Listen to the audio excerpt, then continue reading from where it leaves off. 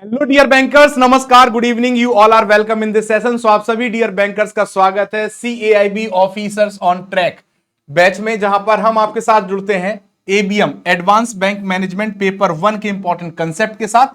और आज हम बात करेंगे कंप्लायंस गवर्नेंस स्ट्रक्चर पार्ट 1। ठीक है दोस्तों, चलिए तो स्टार्ट करते हैं, यानी मॉड्यूल डी की आज थर्ड यूनिट हम लोग डिस्कस करने जा रहे हैं। तो फटाफट सभी दोस्त जुड़ जाइए। और ये मेरा टेलीग्राम है JAIB CAIB by Arvind sir. यहां पर आप जुड़ सकते हैं और अपने डाउट्स को क्लियर कर सकते हैं हमारे साथ। ABM से रिलेटेड जो भी डाउट्स हैं उनके लिए आप जुड़ सकते हैं। चलिए, सबसे पहले हम ऑर्गेनाइजेशनल स्ट्रक्चर की बात करेंगे। The organisational structure of compliance function could be as under, यानी किसी भी ऑर्गेनाइजेशन में जो कंप्लायंस फंक्शन के लिए या कंप्लायंस के लिए जो ऑर्गेनाइजेशनल स्ट्रक्चर होता है वो इस प्रकार होता है। सबसे पहले बोर्ड ऑफ डायरेक्टर्स की बात आती है, ऑडिट कमिटी ऑफ बोर्ड की बात आती है, मैनेजिंग एग्जीक्यूटिव डायरेक्टर की बात आती है, और CCO चीफ कंप्लायंस ऑफिसर जो कि इंडिपेंडेंट कंप्लायंस डिपार्टमेंट को लीड करता है। ठीक है दोस्तों, साथ ही साथ इंडिपेंडेंट कंप्लायंस डिपार्टमेंट जिसे हेड कौन करेगा? Chief compliance officer. Compliance function at verticals in corporate office, यानी जो हमारा हेड ऑफिस होगा उसे हम कॉर्पोरेट ऑफिस कहते हैं, और वहां पर जो कंप्लायंस फंक्शन वर्टिकल्स होंगे उसकी बात की जाएगी। और compliance function at the field office, field में सिर्फ दो ही ऑफिस आते हैं, पहला रीजनल ऑफिस या जोनल ऑफिस और दूसरा आता है ब्रांचेस। ठीक, तो ये हमारा स्ट्रक्चर होता है। अब ये कैसे काम करता है इसको देखिए। सबसे पहले जो हमारा चीफ कंप्लायंस ऑफिसर होगा वो रिपोर्ट किस किस को कर सकता है? या तो वो बोर्ड ऑफ डायरेक्टर्स को रिपोर्ट करेगा, या तो ऑडिट कमिटी ऑफ बोर्ड को करेगा, या मैनेजिंग डायरेक्टर और CEO को रिपोर्ट करेगा। ठीक है, और चीफ कंप्लायंस ऑफिसर को कौन रिपोर्ट करेंगे?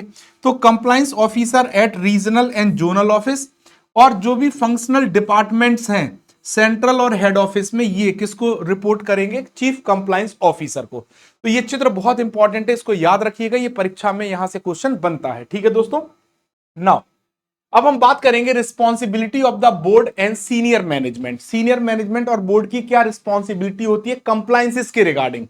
सबसे पहला जो पॉइंट है, compliance start at a top, यानी कंप्लायंस जो रूल रेगुलेशंस गाइडलाइंस स्टैंडर्ड्स होते हैं इनको हम एक शब्द में कंप्लायंस से रिप्रेजेंट करते हैं। और कंप्लायंस की शुरुआत टॉप से ही होती है, जो टॉप अधिकारी होते हैं यानी बोर्ड से ही।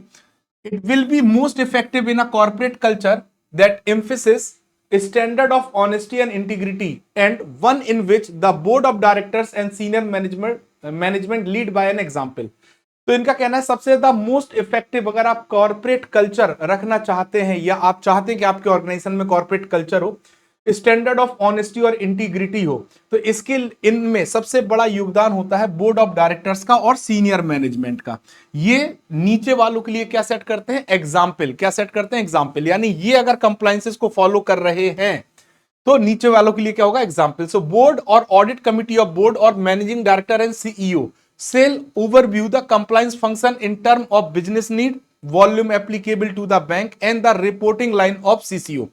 तो अभी आपने क्या देखा? आपने यहां पे देखा, क्या देखा कि चीफ कंप्लायंस ऑफिसर की रिपोर्टिंग लाइन में या तो बोर्ड ऑफ डायरेक्टर्स होंगे, ऑडिट कमिटी ऑफ बोर्ड होगी, या मैनेजिंग डायरेक्टर होंगे। ठीक है दोस्तों, top management in this review process shall be properly documented in the compliance policy of the bank.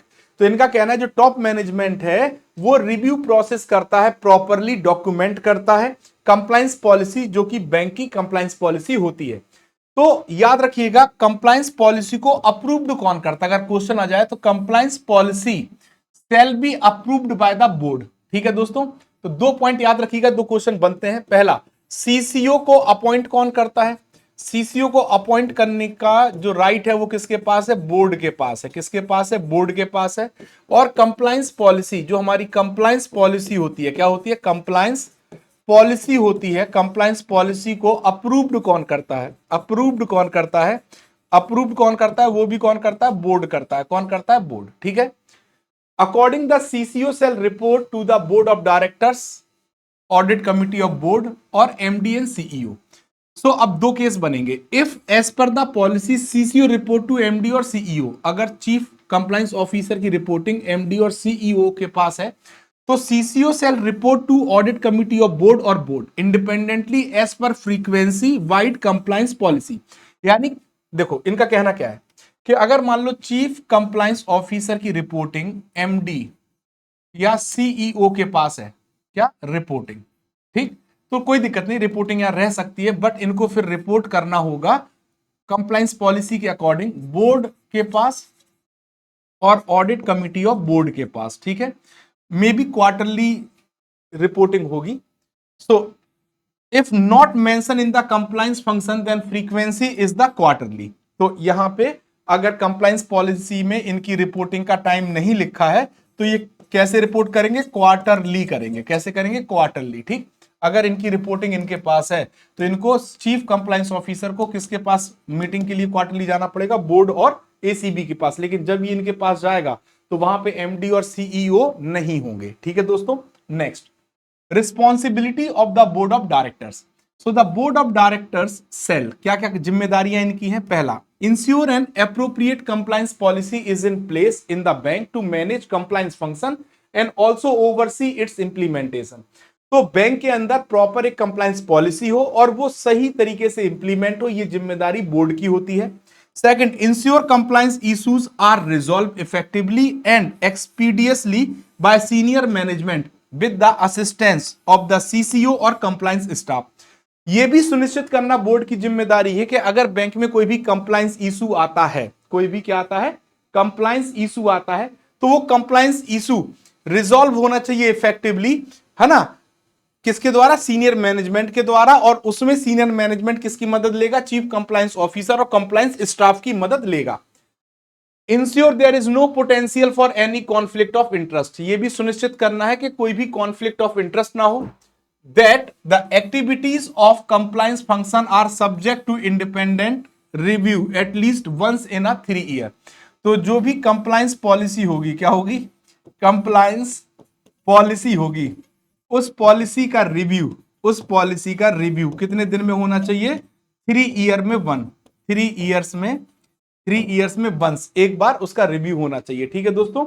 Now अगला पॉइंट क्या आएगा, review compliance function on quarterly basis and annual review of status is implementation of compliance function to be carried out. इनका कहना है कि जो compliance function है या कंप्लायंस डिपार्टमेंट है, इसका रिव्यू क्वार्टरली बेसिस पे होना चाहिए और इसका एनुअल स्टेटस तैयार किया जाना चाहिए, जिसमें इंप्लीमेंटेशन ऑफ कंप्लायंस फंक्शन को मतलब साथ में लेके चला जाए।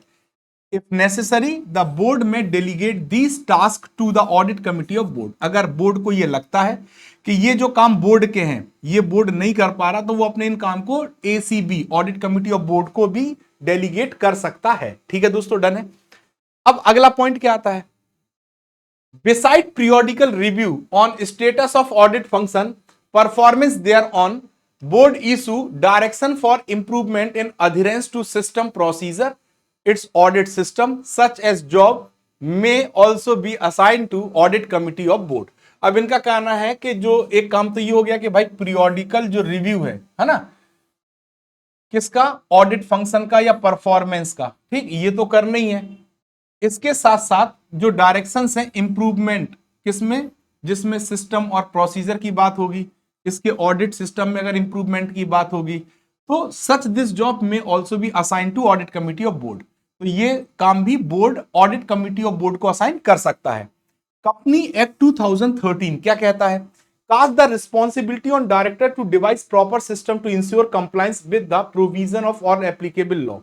यानी अगर मैं बैंक की बात करूं तो बैंक पे जितने भी एप्लीकेबल लॉ होते हैं, क्या होते हैं, जितने भी एप्लीकेबल लॉ के तहत, एप्लीकेबल लॉ के तहत जो भी इनको कंप्लायंसेस फॉलो करना है, उन कंप्लायंसेस की पूरी जिम्मेदारी किसकी होगी, बोर्ड की जिम्मेदारी होगी। और ये काय में लिखा है, कंपनी एक्ट, किस में लिखा है, कंपनी एक्ट 2013 में, ठीक है दोस्तों, डन।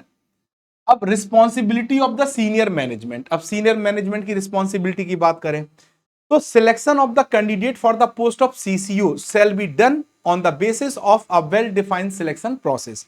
यानी चीफ कंप्लायंस ऑफिसर का अगर सिलेक्शन किया जाना है, क्या किया जाना है, सिलेक्शन के किसको हम चीफ कंप्लायंस ऑफिसर बनाएंगे, तो इसके लिए वेल डिजाइन एंड डिफाइन क्या होना चाहिए, सिलेक्शन प्रोसेस होना चाहिए। क्या होना चाहिए, सिलेक्शन प्रोसेस होना चाहिए। क्या होना चाहिए, प्रोसेस होना चाहिए। ठीक है दोस्तों। And recommendation made by the senior executive level selection committee constituted by the board for the purpose.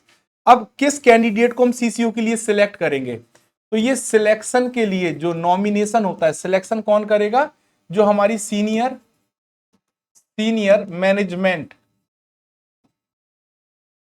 Committee जो बनेगी। और ये कमिटी बनाएगा कौन, ये कमिटी बनाएगा कौन, ये कमिटी बनाएगा हमारा बोर्ड। कौन बनाएगा, बोर्ड। तो ये नॉमिनेट करेगा कि किस व्यक्ति को हम सीसीओ बना सकते हैं। फाइनल डिसीजन कौन लेगा, हमेशा बोर्ड लेता है कि किस व्यक्ति को अपॉइंट किया जा रहा है।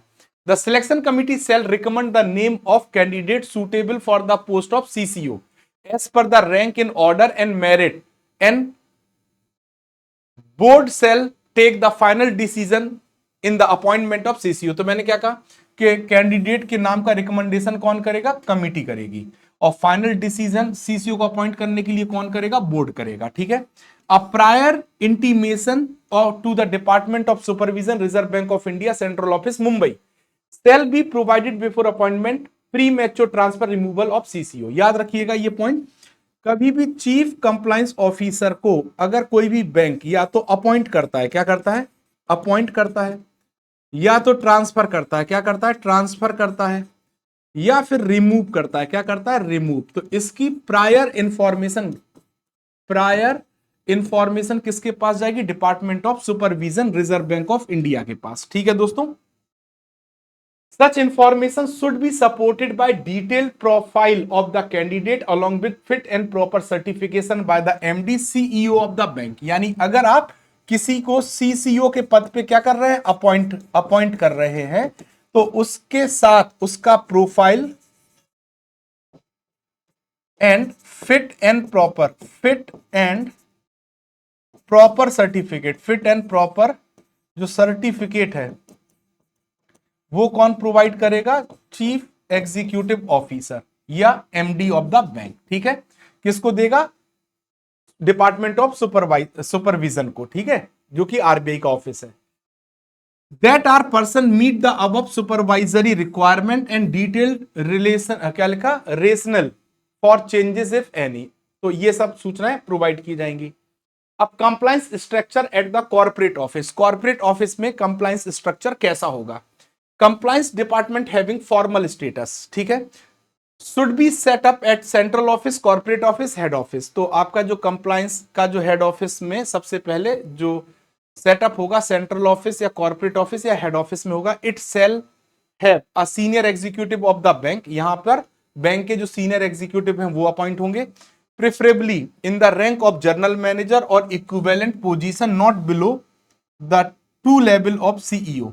बात किसकी हो रही, चीफ कंप्लायंस ऑफिसर की। ठीक, इन्हीं को हम चीफ कंप्लायंस ऑफिसर बनाएंगे with overall responsibility of coordinating with the assistance of the functional department. इनकी जिम्मेदारी होगी, सीसीओ की जिम्मेदारी होगी जो फंक्शनल डिपार्टमेंट है उनसे कोऑर्डिनेट कंप्लायंस की रिगार्डिंग कौन करेगा, सीसीओ, चीफ कंप्लायंस ऑफिसर। ठीक है दोस्तों। It enables the identification of compliance issues in the bank, bank में जो भी कंप्लायंस इश्यूज होंगे उनको आइडेंटिफिकेशन की जिम्मेदारी किसकी, सीसीओ की। Management of the bank compliance risk, bank में जो भी कंप्लायंस रिस्क आएंगे उनके मैनेजमेंट की जिम्मेदारी होगी। And supervising the activities of compliance function assigned to the staff, और कंप्लायंस फंक्शन सुपरवाइज किया जाएगा उन एक्टिविटीज को जो कि कंप्लायंस फंक्शन से रिलेटेड है, और स्टाफ जिसके लिए जिम्मेदार होगा। ठीक है, किस स्टाफ को कौन सा कंप्लायंस का काम देना है वो। CCO could also be recruited from the market, chief compliance officer को मार्केट से भी रिक्रूट किया जा सकता है। ठीक है दोस्तों। Following shall be basis for identification of compliance requirement, compliance requirement की पहचान करने के लिए कुछ स्टेप भी दिए गए। पहला, हमें जो सूचना मिलेगी कौन से कंप्लायंस फॉलो करने, वो master circular, master direction of RBI consolidated and updated होगी, उससे हम जानकारी लेंगे। आरबीआई गाइडलाइंस जो समय समय पर जारी की जाती है, यहां से हमें पता चलता है कि कंप्लायंसेस हमें कौन से फॉलो करने। Various law and status applicable to the bank और bank's internal guidelines and policies. तो यहां से हमें पता चलता है कि कौन कौन से जो कंप्लायंसेस हैं वो बैंक को फॉलो करने हैं। आइडेंटिफिकेशन ऑफ कंप्लायंस हमें इन जगहों से पता होता है। फिल का following shall be basis for assessment of compliance risk. आप कंप्लायंस रिस्क का असेसमेंट किस आधार पे करते हैं? हम रेगुलेटरी फोकस के आधार पे होता है, nature of activity, whether inherently high risk in the nature. अब मान लो कोई बिजनेस आप एक्टिविटी ऐसी कर रहे हैं जिसमें छुपा हुआ है हाई रिस्क, ठीक है। बैंक एक्सपोजर टू इट, जो भी बैंक लोन प्रोवाइड करता है, और any breach reported in the past, यानी हिस्ट्री के आधार पे, ठीक है दोस्तों। तो ये थी आज की हमारी क्लास, जहां पर हम लोगों ने अपने इंपॉर्टेंट कंसेप्ट को कवर किया। CAIB फास्ट ट्रैक बैच हमारा स्टार्ट हो रहा है, इसके साथ आपको टेस्ट सीरीज भी मिलेगी, और रेगुलर प्लान के तहत अगर आप सब्सक्राइब करना चाहते हैं 2499 में सब्सक्राइब कर सकते हैं। प्रो प्लान के तहत 3999 में आप सब्सक्राइब कर सकते हैं। Crash course plus MCQ plus case study batch भी आपके लिए अवेलेबल है, और ये 2599 और 4099 में आप नॉर्मल और प्रो प्लान के तहत सब्सक्राइब कर सकते हैं। CAIB MCQ बैच जून 2026 बिट टेस्ट सीरीज आपके लिए चल रहा है, आप इसे ज्वाइन कर सकते हैं। रेगुलर प्लान के तहत 2499 में, प्रो प्लान के तहत 3999 में। CAIB महापैक कंप्लीट प्रिपरेशन के लिए, प्रिपरेशन के लिए सबसे अच्छा होता है कि आप CAIB महापैक के थ्रू तैयारी करें। यहाँ पे आपके ऑल कंपलसरी पेपर और आपके इलेक्टिव पेपर कवर हो जाते हैं। जितने भी बैच उस साइकिल में आएंगे वो सब आपको इस महापैक के तहत मिलेंगे, चाहे आप 6 मंथ का महापैक सब्सक्राइब करिए, 12 महीने का या 24 महीने का, ठीक है दोस्तों। तो ये थी आज की हमारी क्लास। आई होप आप सभी को क्लास समझ में आई होगी। Thank you very much.